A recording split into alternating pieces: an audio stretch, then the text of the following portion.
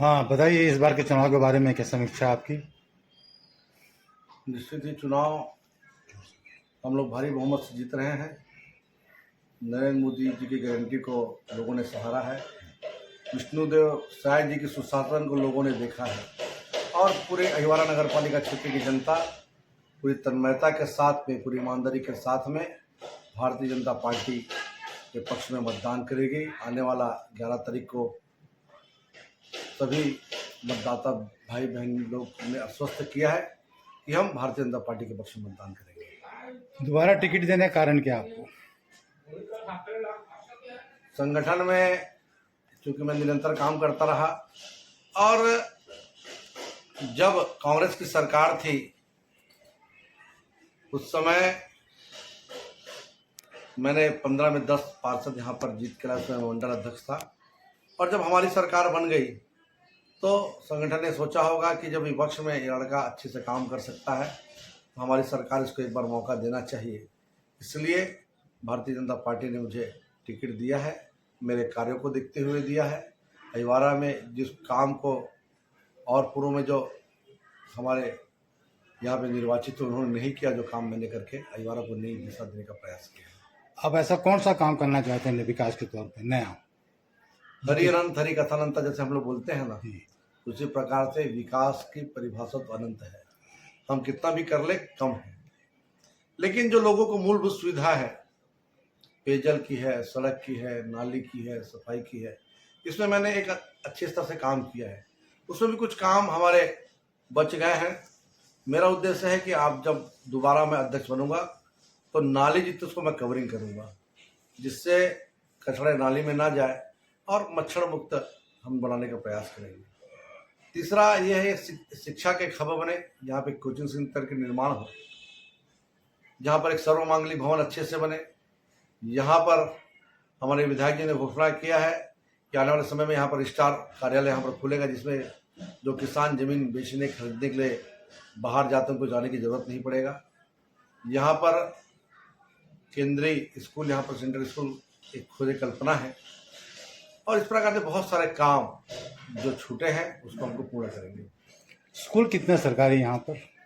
यहाँ पर 4 सरकारी स्कूलें हैं, आत्मानंद गांधी मेमोरियल और डीएवी और छत्तीसगढ़ पब्लिक की तरफ से 4 जो स्कूल हैं जो अंग्रेजी माध्यम से है। आत्मानंद स्कूल को हमने अपने कार्यकाल में खुलवाया है, जिससे गरीब बच्चे भी अंग्रेजी माध्यम में अपनी शिक्षा अध्ययन कर सकते हैं। और ऐसे बहुत सारे कार्य, हॉस्पिटल की व्यवस्था हमने ठीक करी, सड़कों की व्यवस्था हमने ठीक करी, बिजली की व्यवस्था हमने ठीक करी। और आज अहिवारा नगर की जनता ये कह रही है कि सबसे ज़्यादा विकास कार्य और जो लोगों की जरूरत थी वो विकास कार्य आपके कार्यकाल में हुआ है। अभी सबसे बड़ी समस्या क्या आपकी नज़रों में? देखिए, सबसे बड़ी समस्या आने वाले, मेरी नज़र हो चाहे सबकी नज़र आने वाली सबसे बड़ी समस्या होगी पानी है। अच्छा। जिस प्रकार से पिछले साल भूजल स्तर इतना गिर गया था, आपने देखा होगा भरी गर्मियों में लोगों को पूरे बोर सूख गए थे। अगर गांव में 10 बोर है उसमें एक ही बोर चलता था। पानी को हमें बचाना की बहुत आवश्यकता है। इस समस्या का निराकरण के लिए आपने क्या सोचा है? कौन सी योजना है आपके पास? पानी को रिस्टोर, जिस प्रकार से जो ग्रामीण अंचल पे सोख्ता बना करके बोरिंग की पानी है, हमारे बाथरूम की पानी है, उसको हमको रिस्टोर करना पड़ेगा, रिसाइकल करने की आवश्यकता है। और जब हम घर बनाते हैं तो हम पानी को रिस्टोर करने का हम प्रयास नहीं करते हैं और ये आने वाले समय के लिए बहुत दिक्कतें हैं। मेरा आम जनता से ही कहना है कि पानी को हमें बचाना है, उसको खर्च करने की जरूरत है। धरती माता ने इतना पानी दिया है, उसको तो सेव करने की हमको आवश्यकता है। यहाँ पर जो वाटर हार्वेस्टिंग सिस्टम है उसकी क्या मतलब कहाँ तक जरूरत महसूस कर रहे हैं? वाटर हार्वेस्टिंग कितना सिस्टम, अनिवार्य करेंगे उसको? वाटर हार्वेस्टिंग सिस्टम बहुत ही जरूरी है। अगर हम पानी को संचय नहीं करेंगे तो आने वाला समय हमारे लिए बहुत दिक्कतें होंगी। ये टाउनशिप जो है अवैध कब्जे में जा रहे बहुत सारे, ऐसा सुनने में आता है, तो बीएसपी से आप क्या इसमें कुछ ये टाउनशिप को तोड़वाएंगे? ये मकान बनिए जो कब्जे हो रहे हैं, तो भिलाई स्टील प्लांट के जो मेरा सेक्टर और भिलाई में सेक्टर एरिया में जो है तोड़फोड़ तो हो ही रहा है। देखिए, बीएसपी जो है नंदनी अहिवारा के साइड में उन्होंने ध्यान देते नहीं है। और हमारे लोग यहाँ बसे हुए हैं, उनको क्वार्टर में रहते हैं। कोई अवैध है अवैध है उससे कोई मतलब नहीं है।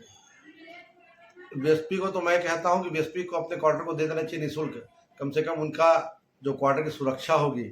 नहीं तो असामाजिक तत्व लोग जो है वो वहाँ की खिड़की दरवाजे पंखे वंखे सब निकाल करके ले जाता, सामाजिक तत्वों का डेरा हो जाता है।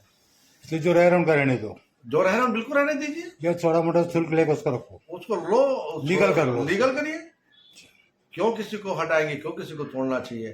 किसी के लिए घर बसाना कितने मुश्किल काम है और घर को जाना तो आसान लगता है।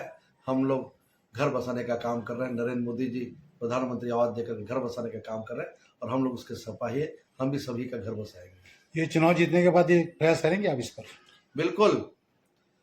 अभी जो वर्तमान में बीएसपी का जो यहाँ पर मैनेजमेंट है उनसे बात करेंगे, उनसे अनुरोध करेंगे और नगर के हित में बीएसपी से भी जो भी सहयोग मिलेगा हम उनसे लेकर के नगर की जनता को सहयोग करेंगे। धन्यवाद सर।